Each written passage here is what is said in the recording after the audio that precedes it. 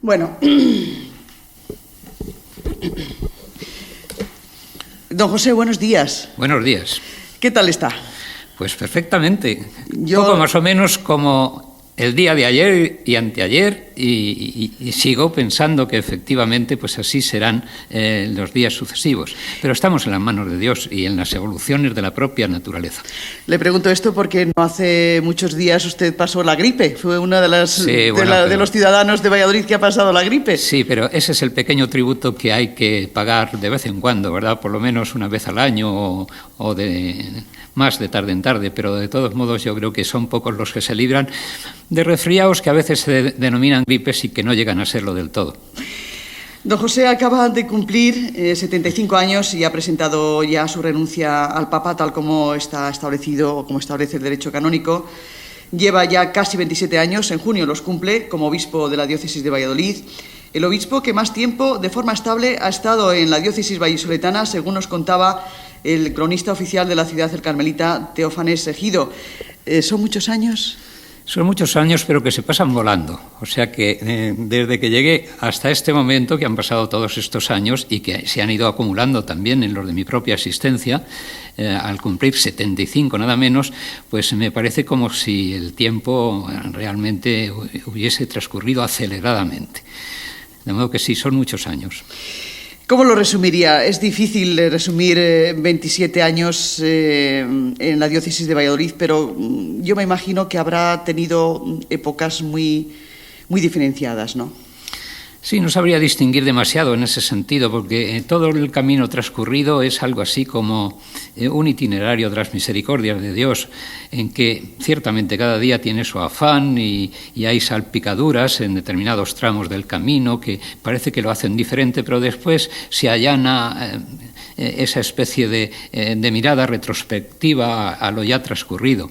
Ciertamente queda la impresión de los deseos que siempre le presiden a uno en su propio proyecto de servir a los demás y por consiguiente de cumplir la misión que la Iglesia confía a un obispo. Y desde este punto de vista podría decir que los deseos desde el inicio hasta este momento se han conservado. Dentro de las semblanzas que hemos recogido y que ya hemos emitido, hay calificativos que destacan su perfil humano, religioso y también pastoral, pero también y de una forma muy especial el de ser uno de los obispos más claramente ilustrado e intelectualmente más cualificados. Es uno de los obispos que lee, que más lee. Bueno, aquí todas estas afirmaciones me vienen grandes, porque aun eso mismo de que uno de los obispos que más leen o que leen, pues yo lo traduciría diciendo que quisiera leer, si más o menos que otros, eso ya es distinto. Pero por otra parte, la cuestión esa de ilustrado y todo lo demás, pues yo recordaría al filósofo clásico que llegaba a decir, solo sé que no sé nada. De modo que me parece excesivo ese juicio positivo. Algo que le define muy claramente son sus cartas pastorales. Cartas pastorales que están basadas sobre hechos actuales, sobre una realidad social, pero que también tienen muchas citas. Y eso, las citas solamente se nombran cuando se lee.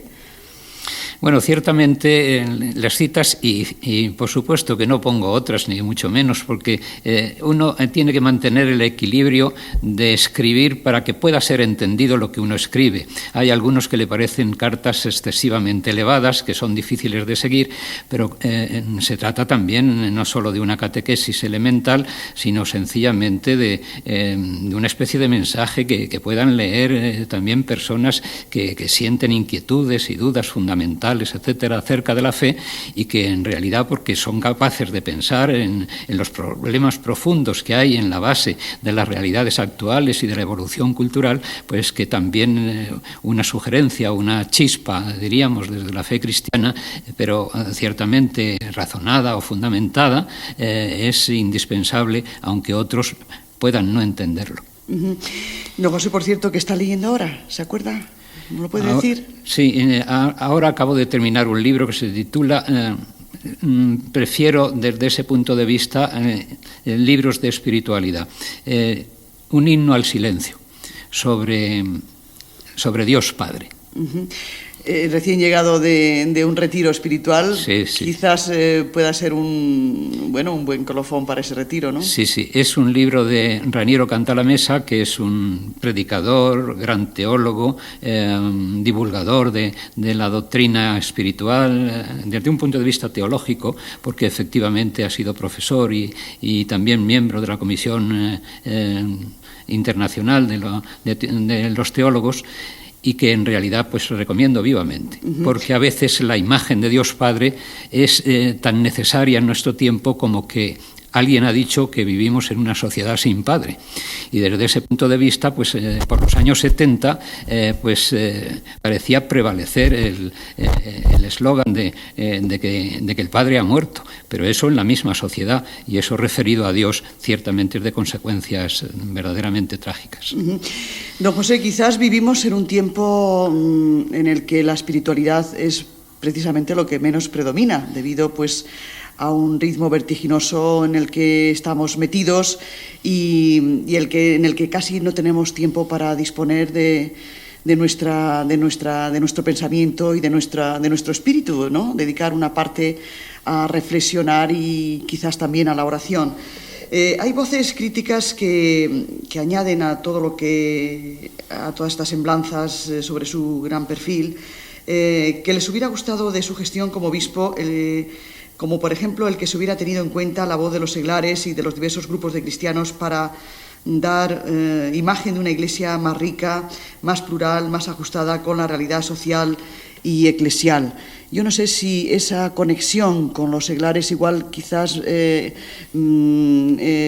ha dejado, se ha olvidado usted quizás un poco en los últimos años, debido precisamente a estar más inmerso en el espíritu, en la reflexión personal, ¿no?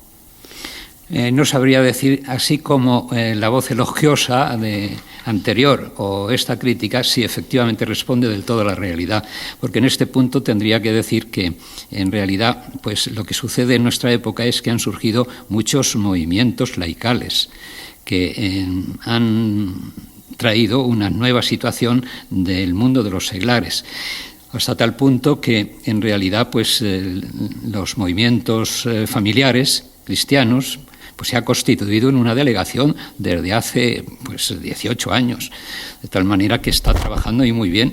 Y en ese sentido, pues en la medida de mis posibilidades, he estado acompañándola siempre y reúne a la familia que quiere trabajar apostólica evangelizadoramente. Tenemos también un plan diocesano de pastoral juvenil con los jóvenes. Y también he procurado no solo acompañar, sino estimular y hasta incentivar con sugerencias, etcétera, ese proceso. Asimismo, pues tenemos el Consejo Diocesano de Laicos, que no existe en todas las diócesis, y en el nuestro sí, y en la nuestra sí, de tal manera que ahí pues se han integrado los distintos movimientos, asociaciones, agrupaciones de carácter diocesano, unas 80 o quizá más que lo integran, y funcionan también de algún modo a su aire, y siempre que tienen reuniones y me convocan, asisto con sumo gusto y al mismo tiempo con las posibilidades de que ellos opinen, sugieran y tracen su plan de vida. Y por otra parte, pues justamente el delegado de apostolado seglar es un laico, es un seglar, que no ocurre tampoco en otros lugares. Y desde ese punto de vista de que quizá no todos, pues qué más quisiera uno estar con los grupos pequeños de esta manera y de los otros. Lo que pasa es que no siempre se puede sintonizar al 100% con lo que piensan unos determinados grupos o unas determinadas personas que estén integradas en esos grupos. Don José, esas voces críticas también han indicado que ante el fenómeno de Gescartera y su repercusión en la vida de muchos creyentes, les hubiera gustado que su palabra hubiera sido más humilde, más clara, más rotunda y más esperanzadora. ¿Qué dice? Porque es un tema bastante delicado y que sin duda alguna no es una buena despedida para su jubilación. Sí, lo que sucede en este caso de Gescartera es que he intervenido no sé cuántas veces, probablemente decenas de veces. Pero esas intervenciones son de tal manera parciales y diríamos débiles ante otras voces que intentan decir esto, lo otro y sacar las cosas de su cauce, que me hacen recordar también desde este punto de vista lo que ya Guardini insinuaba, que que en este mundo a veces prevalecen las verdades a medias, y cuando en realidad estas verdades se van imponiendo, pues lo que sucede es que es muy difícil en realidad salir al paso una y otra vez, etcétera. Actitud humilde, pues la humildad pues, es una virtud radical, fundamental, muy difícil de vivir, pero ciertamente ya quisiera tenerla. Otra cosa es declarar hacer determinadas manifestaciones que pudieran haber sonado como dando la razón a las acusaciones infundadas, por no decir injustas, que se hacían. Esto quiere decir, don José, que usted ha salido al paso en torno a este caso y en las acusaciones que han hecho al arzobispado. El fondo de la cuestión dentro del arzobispado, ¿usted cómo diría que eso no tenía que repercutir de esta manera como está repercutiendo o ha podido repercutir negativamente en algunos sectores? Bueno, lo que pasa es que eso ha sucedido en un momento a posteriori, de tal manera que todo ha sido debido originariamente a una inversión que sucesivamente se ha ido haciendo en una sociedad de valores mobiliarios, y que efectivamente estaba legalmente constituida, estaba garantizada, etcétera, y que en realidad iba pasando puntualmente los resultados de los depósitos que se iban haciendo, hasta que en un momento dado, pues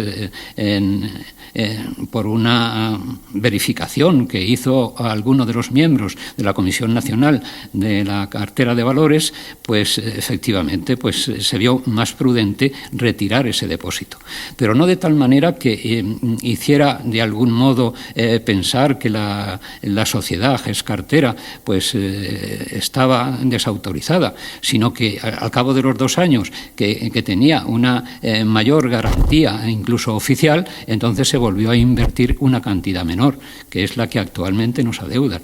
Desde ese punto de vista, claro, todo esto ha llamado la atención por la cantidad del depósito, etcétera, que se ha ido acumulando con el paso del tiempo. Pero afortunadamente se retiró a tiempo, 2 años antes de declararse en quiebra o de descubrirse sencillamente el fraude de esta sociedad. Don José, usted ha defendido siempre al ecónomo don Enrique Peralta, ¿verdad? Sí, por supuesto. Le conozco de cerca y sé hasta dónde llega su rectitud de intención y su capacidad de trabajo incansable, al servicio de todos, incluso de los más pequeños, etcétera. Una vez que deje el cargo, don José, ¿continuará viviendo en Valladolid? Si Dios quiere, sí. ¿Aquí, en la casa sacerdotal? No. En otro sitio. ¿De retiro? El sentido que ha prevalecido en mi vida es el sentido de la provisionalidad. Desde el punto de vista siguiente, provisionalidad en las cosas, en los cargos, en las situaciones, etcétera. Y desde ese punto de vista, pues viviré con toda sencillez, y espero que el Señor pues me siga asistiendo con su providencia. ¿Por qué ha elegido el quedarse en Valladolid? Es que, porque usted es de Albacete, ¿no? Sí. Y ha estado también en Galicia. Soy de Almansa. Tenía una casa que me desprendí de ella, ¿verdad? Cuando ya al ser sacerdote y al ser trasladado a Albacete, ¿verdad? Y mucho más después de obispo, pues ya los bienes que por allí pudiera haber tenido, pues también me desprendí de ellos. Tengo no solo conocidos y amigos, etcétera, y familiares, pero efectivamente aquí en Valladolid he pasado gran parte de mi vida episcopal, y por consiguiente pues hay algo que realmente de algún modo da carácter, por así decir, de pertenencia a un pueblo al que se le ama. En Tuy Vigo estuve 6 años, pero aquí al estar casi 27, parece que lo lógico es haber intentado dedicar la vida al servicio de este pueblo, pues que siga en él. ¿Qué palabras, don José, qué mensaje le gustaría transmitir a la Iglesia de Valladolid, a todos los feligreses? Pues las mismas palabras del Señor que nos dirige a todos. A la Iglesia de Valladolid, de la que yo formo parte, incluso me siento particularmente aludido en estas palabras del Señor que que efectivamente dirigiría también a los demás, no en nombre mío, sino en el nombre de Jesús.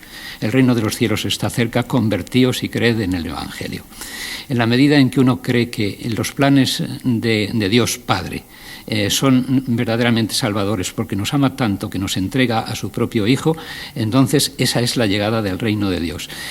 Pero para entrar en él es necesario un corazón y un espíritu nuevos, unas disposiciones de conversión profunda. Y eso no es una sobrecarga, no es un deber oneroso, sino que es una buena noticia. Eso es evangelio, es buena noticia. Don José, aunque todavía pueden quedar meses de su cargo, ¿qué le diría al sucesor sobre Valladolid, sobre la diócesis de Valladolid? Bueno, en este sentido ya seguro que él me preguntase, etcétera, pues yo le diría pues de determinados puntos, situaciones, etcétera, y por consiguiente pues lagunas, aspiraciones que se han tenido, pero que se han quedado un poco en eso, en esas aspiraciones, se han dado pequeños pasos en esto, en lo otro, pero eso depende ya de una conversación, por así decir, informal o imprevista que se pueda tener, y en la medida en que él tenga también curiosidad de saber por parte mía lo que yo opino sobre el particular, lo que he gozado y lo que he sufrido precisamente en el intento de este servicio pastoral. Muchísimas gracias, don José. Muy amable. A vosotros, a la COPE, y particularmente a ti como entrevistadora. Muchas gracias, don José. Por lo que me toca, esto dice de sufrir, o sea que también me ha tocado sufrir. Eso es inevitable. Yo cuando me dicen, pero eso ya desde siempre, las personas que me quieren, especialmente religiosas de clausura, hay que ver cuánto tendrá que sufrir con la situación, con estos acontecimientos, etcétera. Pero no me refiero a los últimos, sino a los de siempre, ¿verdad? Digo, bueno, pues en realidad todo esto nos sucede no solo a los que tenemos responsabilidades amplias, sino a los que tienen también un área más reducida también en sus propias responsabilidades, y eso es vivir, porque cuando uno habla con los jóvenes, pues a veces algunos de ellos están como abrumados por su propia situación, sus deberes, su preocupación familiar, etcétera. Hasta un niño de 11 años, etcétera, que vino por aquí porque me llamaba por teléfono por la situación de la familia, pues ese niño ya empezaba a sufrir la crisis familiar. Y no digamos también la de los padres, cuando tienen con sus propios hijos dificultades, unos le salen a la medida de sus deseos, pero el otro o los otros no, y entonces también hay sufrimiento en esto, y no digamos en el mundo laboral, en el mundo profesional, en cualquier sector donde bulla la vida, pues allí hay sufrimiento. Y el que lo niegue, pues, qué sé yo, puede ser que tenga una sensibilidad o adormecida o envidiable, no sé si de este mundo, porque hasta el mismo Jesús sufrió. Es verdad. Don José, quería solamente una cosa. Usted ha vivido, pues, desde la transición, vamos, desde el último año de dictadura y transición, toda la transición. Aquí el gobierno que más tiempo ha sido el de Tomás Rodríguez Bolaños, gobierno socialista. Él ha hablado muy bien de usted, no ha querido entrar en asuntos de los últimos años. Y bueno, a mí me parece también justo el que yo también le pregunte a usted por todo ese tiempo de transición en el que aquí hubo un gobierno municipal socialista y bueno, después vino ya el gobierno del Partido Popular, pero que bueno, no sé, todo ese tiempo que usted ha estado y que le ha tocado vivir con ambos gobiernos, aunque a usted ya sé que no le gusta meterse en berenjenales políticos, pero bueno, quizás podría decir algo también de, no sé, de todos estos años. No, yo a don Tomás en concreto no solo lo respeté, sino que lo estimé profundamente. Nuestras relaciones fueron más allá de la corrección, sino de una cierta amistad hasta donde se puede hablar en estos términos. Y por consiguiente yo estuve pues muy a gusto con ese gobierno local. Como no solo, vamos, obvio decirlo, ¿verdad?, con el actual, etcétera, y con cualquiera otro que efectivamente busque de verdad el bien común del pueblo. Porque ahí está que estas dos instancias que pudiéramos llamar, y ya lo dijo así el Vaticano II, la comunidad política y la comunidad eclesial, aun siendo distintas e independientes, sin embargo tienen una base común, que es el servicio a los mismos ciudadanos, pero desde distintos criterios o puntos de vista, pero ciertamente teniendo como centro la dignidad de la persona humana. Muchísimas gracias, don José, muy amable. Yo creo que ha quedado estupendo, ¿eh? A ver, ¿dónde paro yo aquí? Ha resultado más larga de lo que pensabas. Sí, pero bueno, no importa, ¿eh? La gravedad de una decisión de legítima defensa mediante la fuerza militar hay que someterla a condiciones rigurosas de legitimidad moral, pues es preciso a la vez varias cosas. Que el daño causado por el agresor a la nación o a la comunidad de las naciones sea duradero, grave y cierto. En segundo lugar, que todos los demás medios para poner fin a la agresión hayan resultado impracticables o ineficaces. Después, que se reúnan las condiciones serias de éxito. Y también que el empleo de las armas no entrañe males y desórdenes más graves que el mal que pretende eliminar. Y ya sabemos cómo son los medios modernos de destrucción, de modo que muchos piensan que no se dan nunca las condiciones de la llamada guerra justa. Cambiar muchas cosas, el sistema tradicional de hacer las cosas modernizando su tratamiento. Es lógico cuando hay un cambio. Ahora, también muy importante, mayor involucración en el sistema del Consejo Económico y Social, para que ésta tenga una actividad más activa dentro de los asuntos económicos. Las inversiones, pues las inversiones que todo el mundo, y sobre todo ahora, estando como está la bolsa tan difícil, bueno, pues las inversiones trataremos lógicamente de hacerlo con la mayor transparencia posible y con la mayor seguridad posible. A través de la clarificación y transparencia económica entre las distintas instancias de la diócesis, recuperar esa credibilidad que parece se ha perdido entre los fieles. ¿Cómo? Pues tratando y llegar a que esa credibilidad llegue a tal extremo que vean que las cosas las hacemos bien. Creo que esto es necesario y fundamental para la Iglesia. Jesús nos habla de paz, nos habla de amor, pero no de indiferencia. Por lo menos de una indiferencia que se ponga por encima del bien y del mal. No, aquí estamos todos inmersos en esa situación y esos avatares históricos en los que estamos todos viviendo. No hay paz sin justicia, pero no hay justicia sin perdón. Las familias, los grupos, los estados, la misma comunidad internacional necesitan abrirse al perdón para remediar las relaciones interrumpidas. Manteneos lejos de toda forma de nacionalismo exasperado, de racismo y de intolerancia, y testimoniad con vuestras vidas que las ideas no se imponen, sino que se proponen. Y por tanto, el Papa está reconociendo que la sociedad española es una sociedad plural, pero ¿dónde? ¿Por qué no va a tener cabida también la visión cristiana de la existencia, no imponiéndola, sino proponiéndola?